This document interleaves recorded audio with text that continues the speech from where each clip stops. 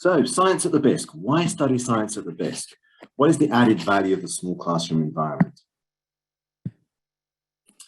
So essentially, the small classroom environment really allows you to work with your profs really closely, get to know the profs really well. You have a really engaging and encouraging learning environment that allows you to sort of ask questions. There are no foolish questions. Now, we're very fortunate. You'll hear a lot about the castle, but we have a 600-acre estate. And for me as an ecologist and biologist, this is really where we can do a lot of the outdoor learning. So it allows students to really engage with the environment that surrounds the castle and get directly involved. One of the main advantages of studying at the BISC, especially science, is you'll get hands-on lab experience way ahead of your peers on main campus.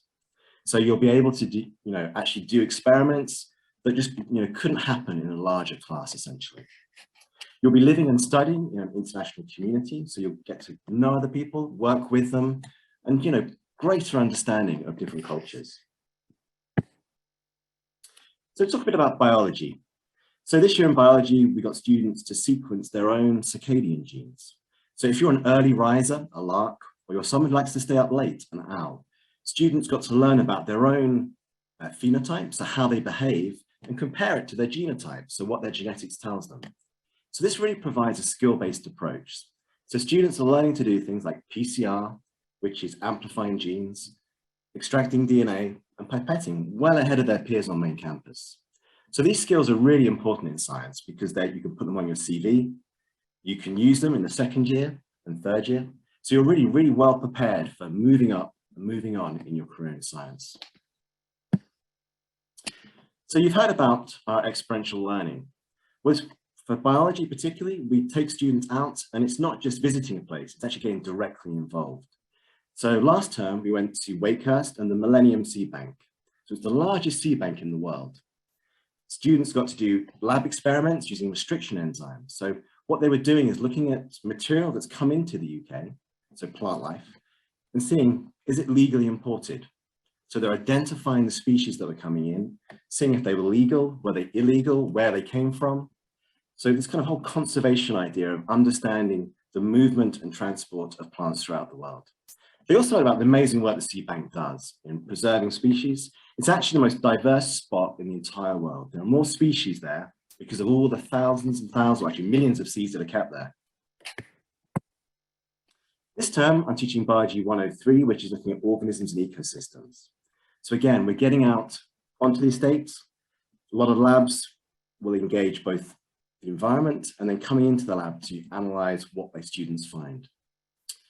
This is really important because the UK is quite a de-wilded, essentially, country. So we're looking at really rewilding the estate. We're introducing species back into the 600 acres. So students have a real chance here to get involved and actually do something meaningful with regards to ecology and land stewardship. So it can be things like monitoring dormice down here on the bottom, looking at the presence of invasive American mink. These escaped from mink farms in the 70s. They're destroying some ecosystems. We're looking at humanely trapping them and removing them.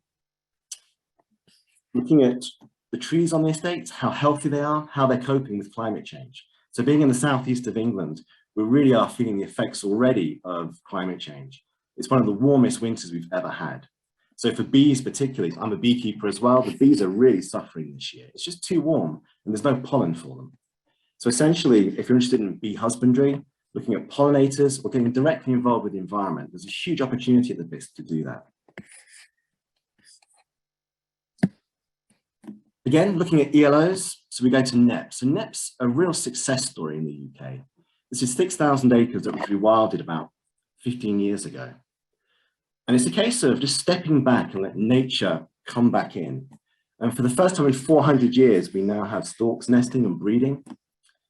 They've used proxy species, so species that are now extinct, but they've used another species that replicates their behavior and essentially what they impact on the environment to improve that habitat. Things like pigs, wild boar, red deer, and really kind of seeing what that does to the environment, how it changes. So as an ELO, an experiential learning opportunity, this really shows what can be done. And then we want to transition that to the estate. So taking ideas from there and implementing them actually at the castle and on the estate. Students also get the opportunity to go to Darwin's home. So linking the history of evolution with, you know, context in class, what we're discussing, what students are working on. So obviously after your first year, you have the opportunity to come back to the classroom later as an upper year. So students who've taken first year courses can come back and study things like ecology, hopefully in the future, marine biology being offered this summer. And again, looking at sort of the stewardship of the environment, we're very lucky where we're situated. So although we have the estate itself, we're also very close to the coastline.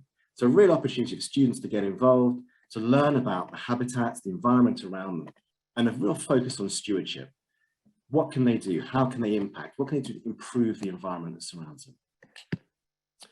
So what does this mean going forward? It really means you're set up for a wonderful experience at university. You're better prepared than your peers on main campus.